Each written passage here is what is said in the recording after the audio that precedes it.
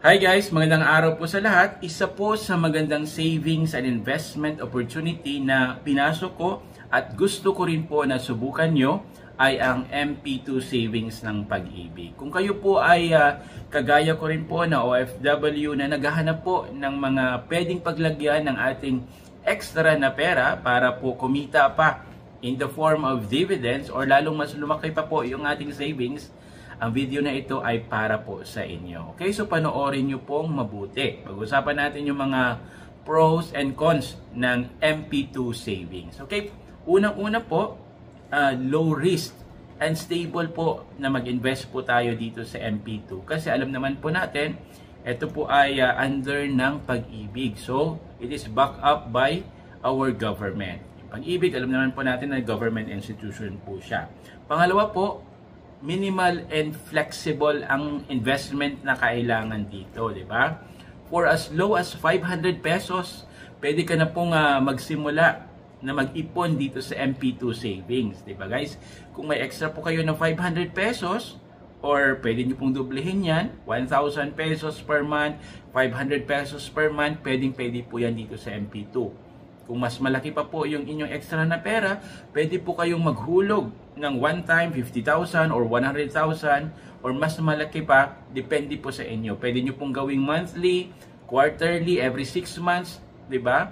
Or once a year lang po kayong maghulog, walang problema yan dito po sa MP2. Pero as much as possible, ang advice ko, mas maganda po maghulog kayo ng mas malaki sa umpisa pa lamang po ng taon, January, para mas malaki po yung dividends na ma-earn nyo. Okay?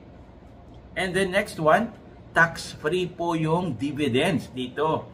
Wala pong mapupunta or wala pong ibabawas na mapupunta po sa BIR doon sa dividends na ating makukuha. Okay? Last year, ang dineclare po na dividends ng Pag-ibig dito sa MP2 is 7.10%.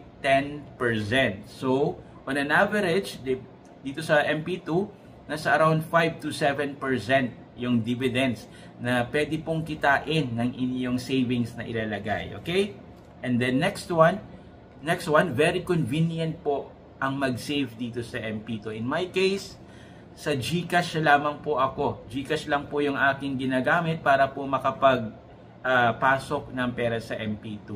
And 5 pesos lamang po, 5 piso lamang po yung service charge na binabayad ko sa GCash kapag po ako ay nagbabayad. And the next one, hassle-free lamang po yung pag-open natin ng account sa MP2. In my case po, nung nagbakasyon ako sa Pilipinas, pumunta po ako sa Pag-ibig office.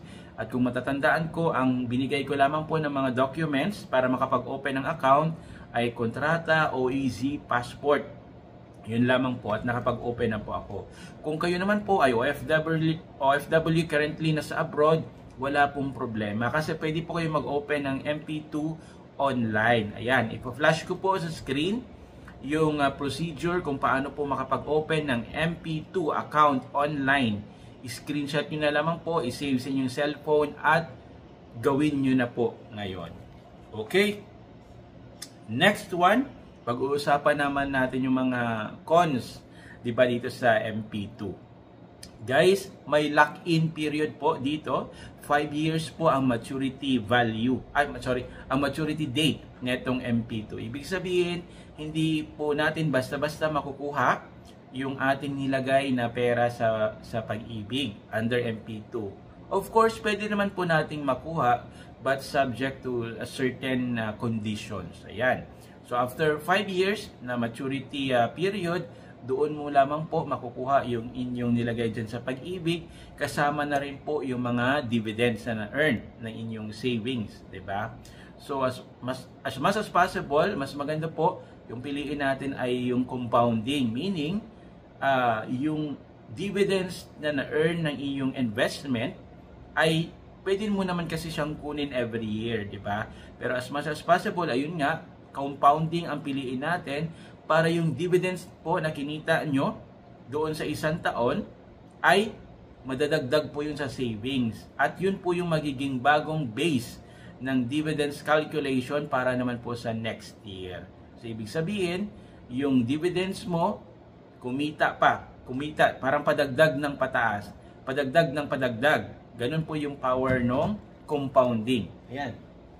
Eh, pasensya na po kayo. And then, yung dividends naman po dito sa Pag-ibig, syempre, nakadepende po yan sa performance ng Pag-ibig Fund. So, bigyan ko lang po kayo ng information. Ang net income po ng Pag-ibig Fund for the first half of 2025 ay 28.4 billion pesos. Imagine that. Mas mataas po siya ng 3.71 billion or 15.25% po na mas mataas yung kanilang net income for the first half of 2025 kumpara last year. So first half meaning from January to June 2025. Okay? So kung magpatuloy po yung ganitong performance ng Pag-ibig, syempre mag-i-expect din po tayo ng mas malaki doon sa 7.10% na dividends na dineclare nila last year.